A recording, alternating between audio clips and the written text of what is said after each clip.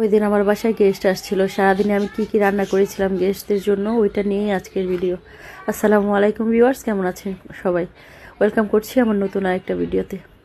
ওই দিন আমি আমার গেস্টদের জন্য রান্না করেছিলাম কাইক্কা মাছের ভুনা, গরুর মাংস, মুরগির রোস্ট, গলদা চিংড়ি ভুনা, সবজি, ইলিশ মাছ ভাজা, এগুলোই।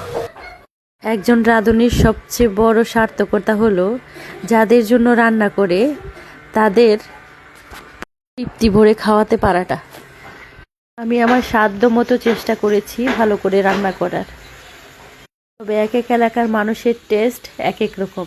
আমার বাড়ি হচ্ছে নেত্রকোনা আর আমার শ্বশুরের বাড়ি হচ্ছে চাঁপাইনবাবগঞ্জ। ওদের এখানকার রান্না আর আমার এখানকার রান্নার অনেক ডিফারেন্স। আর আমি বড় হয়েছি ঢাকাতে, তো ওখানকার মানুষ লবণ একটু বেশি খায়।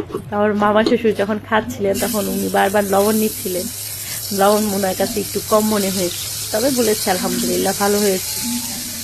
এই তো জাহান, মামা আর হচ্ছে আমার দেওর বসে বসে খাচ্ছে। এটা দেখে আমার এত যে ভালো লাগছিল, আলহামদুলিল্লাহ। এখানেই শেষ করছি। Thanks for watching my video. Allah হাফেজ।